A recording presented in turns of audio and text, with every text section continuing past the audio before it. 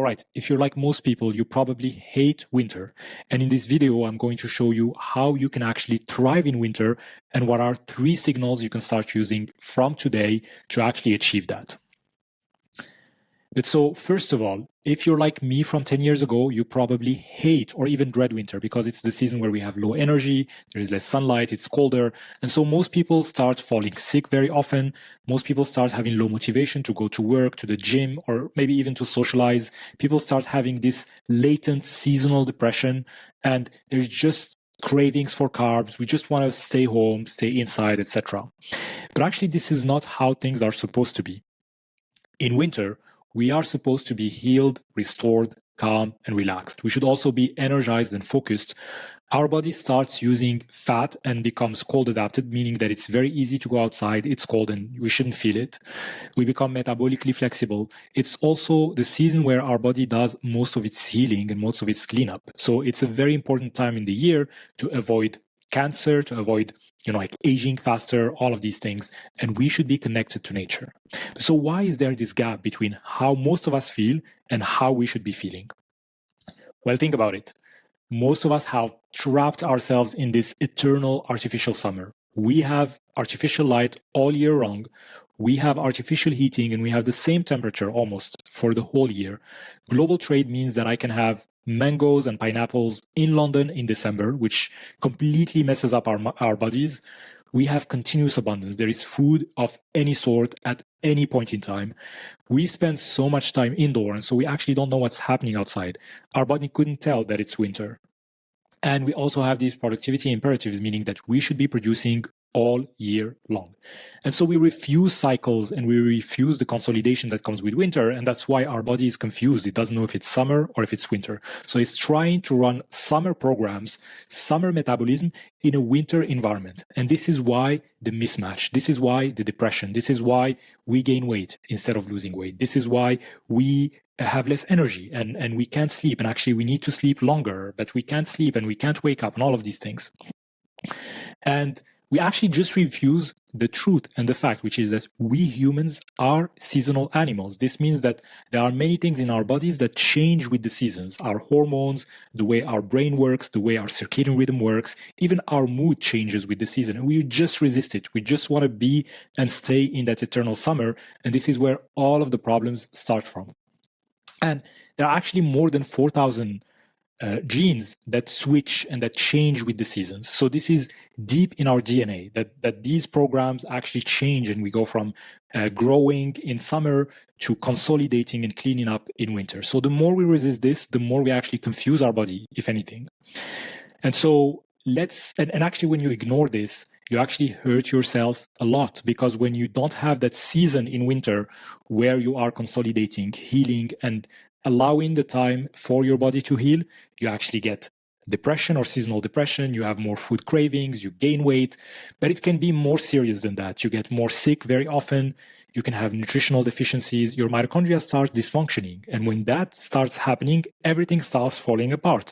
You have an accelerated aging because you don't have the time to actually consolidate. You are more prone to having cancer. You're more prone to having metabolic disease or obesity. You're more prone to having diabetes. There are all of these more serious diseases that start developing as we're not able to accept winter. But here is the good news. It doesn't have to be this way. I have gone through all of the seasonal and circadian research that helped me see what it means to live a healthy winter. And I'm going to show you here 3 signals that you can use to actually start doing that and feeling better. Okay, let's start. Signal number 1, dark. So many of you know that I speak a lot about circadian rhythm. And in summer, circadian rhythm tends to be relatively easy. By the way, circadian rhythm is this clock inside our brain, as well as inside all of our cells, that controls hormones. It controls also our body temperatures, our digestion, even the rhythm of our heart. And in summer, it tends to be easy on our body because we have long days, we have strong sunlight, and we have more time outside. Most of us will spend more time outside. And so our body receives enough signals from the outside light to be relatively okay. This is not the case for most of us. We still can improve, but it's not too bad. This is what I mean. Now, in winter, things get really, really bad. Days get shorter, so we have less sunlight to start with. The sun, the little sun that we receive, I live in London, the little light we receive gets very dim, so it's much harder for your body to get the signal, to get that signal. And we spend way more time indoors because people get cold, because they want to stay cozy, etc. The problem with this is that we completely confuse our body because we do this, and at the same time, we use the same amount of artificial light, actually way more artificial light than in summer. And so this confuses our body. Our body can have an easier way to say this is the day and this is the night in summer. But in winter, it is confused. It's probably receiving the same amount of lux, which is the intensity of light, in the morning, in the evening, before bed, when you sleep. And so all of this is confusing. You have screens, you're watching TV, etc. And this confusion gives chaos. This chaos drives so many things. One of the things that this chaos drives when it comes to the time of the day is seasonal depression. A lot of people start having insomnia. A lot of people have a harder time waking up. So they have a harder time to sleep. They have a harder time waking up. And when they wake up, they feel very low energy. And this is because of this chaos. And the problem is our body is always trying to heal in winter. You are supposed to have more melatonin. And melatonin is the healing hormone. It's the sleeping hormone, but it's also the healing hormone. There's actually research that has been done where individuals, I think 180 individuals, were taken in nature in winter, and they just had to sleep in tents with just fire. They had no Wi-Fi, they had no screen whatsoever. And what researchers observed was that their melatonin window actually expanded from 10 hours to 14.4 hours. So in winter, you're expected to have a longer melatonin cycle and more melatonin at the right time. The melatonin also started way earlier than usual. The problem with today's world is that we're always disrupting this melatonin. When we sit down and we watch Netflix, when we are scrolling our phone just before bed, where we are using our overhead light, having dinner at 10 p.m., all of this is disruptive to melatonin. And melatonin is not just for sleep. Way more than that. A lot of people associate it with sleep, and that's true, but it's also the hormone for antioxidation, anti-inflammation, protecting our brain, protecting us from cancer, regulating our metabolism. It's the healing hormone. It is so important for our body to heal and to age gracefully, but you're disrupting it all the time. And so the first thing that I want you to do is to do the following. These are simple things that you can start from today to be able to, or tomorrow, to be able to improve the situation. Tomorrow morning, I want you to set up an alarm 15 minutes before sunrise, and I don't want you to snooze it. Then I want you to, when it goes off, for you to not use any light, not use any phone, and to just stand up and go outside and stay outside for 10 minutes. Face east, even if it's cloudy, and then get more natural light into your eyes. This will help with getting more light signal than what you typically have. And then after sunset, I want you to dim your lights. They should be warm, like orange, and they should be dimmed. If you have blue blockers, which are the orange glasses, you can also put them. And I want you to sleep in complete darkness when you go to sleep. You can use either eye masks or you can use a full blocking curtains. But this is what I want you to do. What these simple things do is that they help your body with the right signals. More sunlight in the morning, less light in the afternoon, evening, and then no light when you're sleeping. And so this helps your body actually regain its light variation or its light rhythm. And this helps with energy. It will help you start waking up early. It will help you start waking up more energized. Actually, it's usually easy to do this in winter because the sunrise gets much later in the day. So this helps with energy. It will help you with feeling more motivated, and it will improve your seasonal depression. All right, now let's move to signal number 2, cold. So again here, in summer, our body relies on circadian rhythm from light. Light is the most important rhythm, and that's what drives our hormone production, our mood, our neurotransmitters, all of these pieces. But in winter, because there is less light, our body is supposed to actually rely more on temperature as well. Temperature becomes a more important signal for circadian rhythm. But you never really feel cold in winter. I don't know about you, but people around me, they stay inside. They are always wearing a lot of a lot of things to stay warm, a lot of clothes to stay warm. And so they never really feel the cold. And if you're not feeling the cold, then your body is again confused. It cannot really run the cold programs. It cannot use cold or use temperature to help understand what is the time of the day. All of these pieces go into the bin. And what this does, because you're never feeling the cold, because you're always feeling the 21 degrees Celsius because of your heating, well, this actually creates a stress signal in your body that drives inflammation, and it also drives weight gain. That's why we're getting more sick. That's why we're getting more fat. And that's why we just feel so lousy in winter. And actually, in winter, we are supposed to feel cold, and we are supposed to feel a lot of cold, and we're supposed to adapt to the cold. So if you're someone who's always feeling cold in winter, you always feel like you need more heating, this actually means you're not cold adapted. This actually means that you haven't given a chance for your body to adapt to the new temperatures. And being cold adapted is actually very important because it has so many benefits. First of all, it increases your energy consumption. It also makes it easier for you to use fat for fuel. Actually, something that happens when you get more cold exposure is that our fat is usually white. The color of our fat is usually white. But when we get cold exposure, the fat becomes brown. This is what we call the browning of fat. And when the fat becomes brown, that's actually because there is more mitochondria. There are more mitochondria that are migrating and going there and developing there. And those mitochondria are developing in our fat tissue because they're going to consume it. They're going to use the fat energy to produce heat. And so that's why it's so healthy to get cold exposure, because we're training our mitochondria to consume fat. We are consuming fat. And this actually helps with metabolism. And we're actually learning and coaching our body to produce heat, to learn how to heat itself. And so it's all positive. It means you feel less cold, you're consuming fat for energy, and you're making your mitochondria more powerful, stronger, because they become more metabolically flexible. So it makes it easier to use fat for fuel.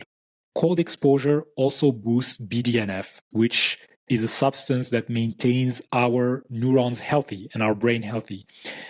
Cold improves glucose uptake better than moderate exercise. So it's actually helping with your blood glucose. It helps make you more sensitive to insulin. So all of the metabolic issues that we see in winter can be reversed if you're exposing yourself to the cold, which is what nature always intended.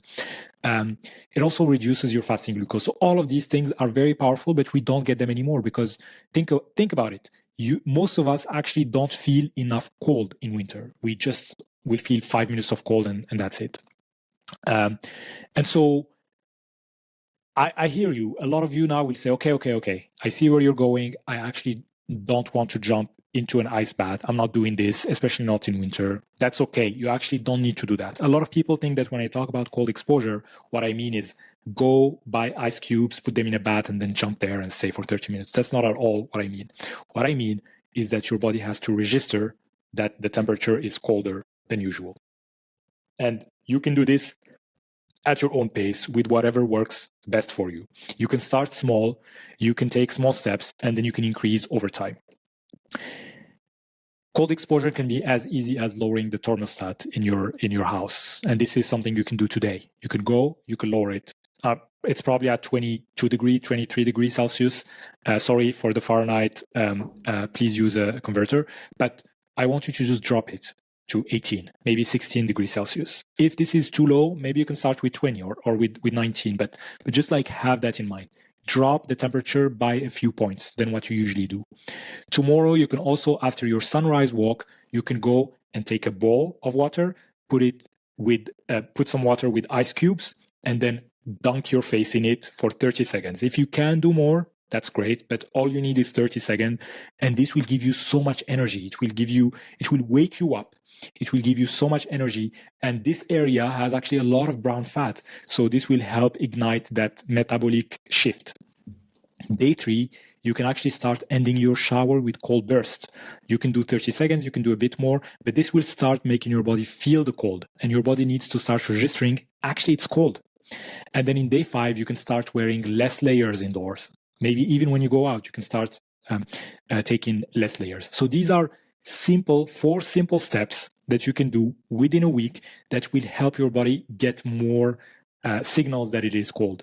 And please make sure to do this as soon as you can, because this shift should happen gradually. The temperature never changes completely, like from 0 to 50 or 50 to 0 in nature. We go through fall, then it keeps going to cold, then it becomes very cold, and then goes up. So it's always done in continuity. And so you need to get started as soon as possible, ideally in the fall season. Okay, now signal number 3, scarcity. And actually, I want to start with this observation. Animals in nature lose fat in winter. Most animals will actually lose fat when winter comes. Meanwhile, most humans gain fat and gain weight in winter, and we lose it for the summer body, which is quite funny. It doesn't make any sense, right? Why would animals lose fat and we don't? Well, that's because there are two things that happen in winter. First of all, we have more cravings for food. And then second of all, we have so much abundance because of the economy, because of global trade, that we actually eat a lot. And the reason why people have cravings are first because they're not cold adapted. And so they are not able to burn fat. And so they need energy. Their mitochondria are stressed and they are sending those stress signals. Second, we eat a non-seasonal diet, and this confuses our metabolism. We're eating mangoes in December in London. That's confusing to your body. Third is that we eat under summer conditions. For example, if you're eating inside your house, your dinner, and there is an overhead light that is very strong, your body will think that it's summer. And so in summer, you're supposed to consume more sugar, more carbs. And so that's why you will have the craving, because you're confusing your body. You're giving your body the temperature of summer, the light of summer. You don't have the exact conditions as summer because you don't have UV. You don't have so many other things that summer provides. And so your body is confused and wants to eat carbs. The fourth thing is we eat all the time. We're eating as if it was very long days. We start at 8 a.m. and we keep eating until 9 p.m. Some people have dinner at 10 p.m. or have a snack at 10 p.m. or 11 p.m. And so the window of eating is so long, which is confusing for our body as well. It doesn't allow the melatonin, doesn't allow the metabolic shifts. It doesn't allow all of those circadian elements. And so the conclusion of this is that we have more weight gain, more inflammation, and we block cellular healing, which is exactly what we don't want to do. And so to address this, do this for this week. I want you to take 4 simple steps to start giving your body the signals of scarcity. First, compress your eating window. Instead of eating the whole day, choose a window that works for you. That is, you can start with 9 or 10 hours, and ideally you can drop to 8 hours. And the earlier this window, the better. So 8 a.m., 5 p.m., or 7 a.m., 4 p.m. You do whatever works for you, but try to make that window shorter. The second thing that I want you to do is to switch your meals to focus more on fat and protein. I also want you to minimize carbs, especially during dinner, and especially simple carbs, because simple carbs are not supposed to be growing around you in winter. It's fine to have complex carbs, parsnip, or the root vegetables, but you should avoid the simple carbs, the fruits, the very sugary fruits, the bananas, all of those tropical things. And then if you can, this is optional, but if you can pick one of the days where you feel the best, and you can extend the fast to 20 hours.